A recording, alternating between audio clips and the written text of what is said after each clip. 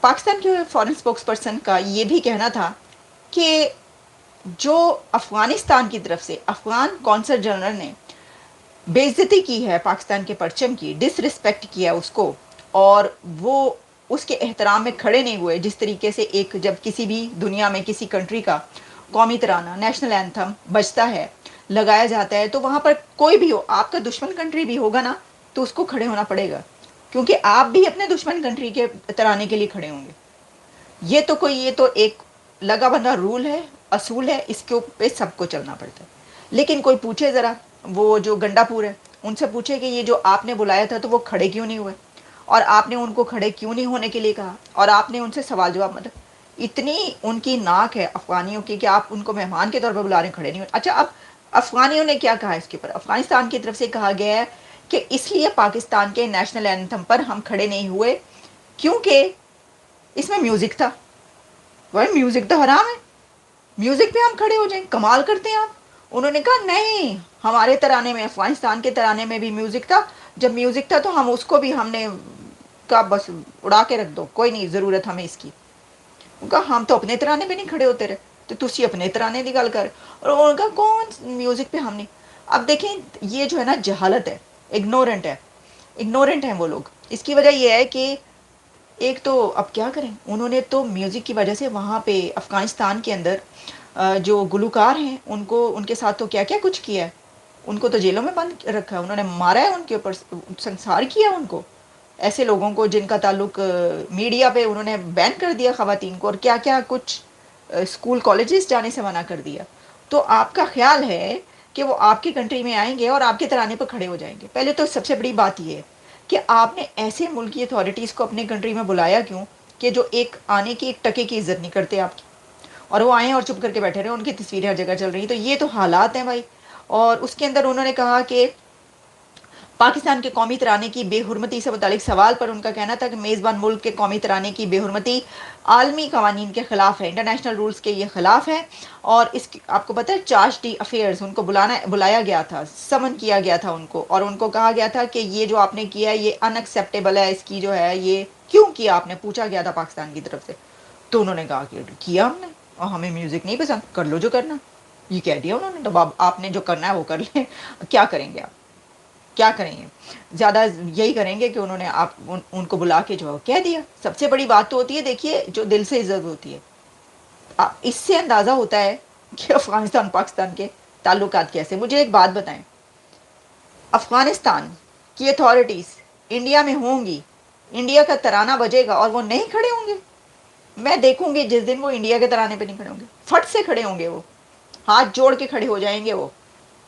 میں بتا رہی ہوں آپ کو، یہ طالبان ہاتھ جوڑ کے کھڑے ہوں گے انڈیا کا ترانہ جب بجے گا، اس میں بھی میوزک ہے، وہ بھی مطلب ریدھم ہے، اس میں بھی سب ترانوں میں اسی طریقے سے ہوتا ہے، سارے جتنے بھی اینتھم ہیں تو، لیکن اس کی وجہ کیا ہے؟ اس کی وجہ ہی کہ ان کے ساتھ وہ بہت زیادہ شیر و شکر ہے، بھائی بھائی ہیں وہ، بھارت اور افغانستان۔ ہم کہہ دیتے تو برا لگتا آپ کو، لیکن ریالٹی یہی ہے، اور آپ کا جو ہے وہ اب مطلب یہ کہ بہت زیادہ ایک دوسرے سے بیر ہو چکا ہے، تو کوئی ہے نہیں، وہ انہوں نے جان کے کیا، مجھے لگتا ہے جان کے کیا، تو علی بن گنڈا پور صاحب نو پڑھ لو تو ان سے پوچھیں کہ یہ کیا کیا آپ نے اگر ان کو بلایا تو ان کو پھر آپ نے بتانا تھا کہ یہ انہوں نے کیا کیا۔ اچھا جی، تو یہ جو ہے یہ حالات یہاں تک پہنچے ہیں جو نیشنل اینتھم کی بات ہوئی ہے۔ اور جی اس کے علاوہ انہوں نے کہا ہے کہ یو این اجلاس میں، ایک آخری آپ کو اس حوالے سے کہہ دوں، وہ لمبی چوڑی ان کی بریفنگ ہوئی ہے، انہوں نے کہا کہ 23 سپٹمبر کو شہباز شریف جو پرائم منسٹر ہے پاکستان کے، وہ یو این جنرل اسمبلی میں جا رہے ہیں، اور وہاں پر جو ہے یو این جنرل اسمبلی کی سائیڈ لائنز پر وہ جتنے بھی انٹرنیشنل لیڈرز ہیں ان کے ملاقاتیں کریں گے، سیکرٹری جنرل اور جنرل اسمبلی کے صدر سے بھی ان کی میٹنگ ہوگی، لیکن جنرل اسمبلی کے سائیڈ لائنز پر بھارت کی جانب سے انڈیا کے پرائم منسٹر نریندر مودی سے ان کی کوئی ملاقات یا میٹنگ کی کوئی درخواست نہیں ملی، تو اس کے اوپر جو ہے وہ ان کی ملاقات نہیں ہوگی۔ یعنی کہ آپ یہ کہہ رہے ہیں کہ انڈیا کے پرائم منسٹر آپ کو درخواست بھیجیں کہ شہباز شریف صاحب آپ جو یو این جنرل اسمبلی کی سائیڈ لائنز کی میٹنگز ہیں نا، اس میں پلیز براہ مہربانی میرے ہاتھ جڑے ہوئے آپ مجھ سے 5 منٹ کی ملاقات کر لیں۔ Can you imagine? یہ ہم کون سی خیالی دنیا میں رہتے ہیں؟ مطلب دس از انبلیویبل کہ دنیا کی 5th لارجسٹ اکانومی ایک کشکول ہاتھ میں پکڑے ہوئے، آئی ایم ایف کے پاس سر جھکائے ہوئے ملک کے وزیر اعظم سے یہ کہیں گے کہ پلیز 5 منٹ کے لیے ہمیں آپ سے ملاقات کرنی ہے، تو سائڈ لائن کے لیے ان کی درخواست آئے گی آپ کے پاس. یہ ہوتا ہے وہ شیخ چلی کے سپنے.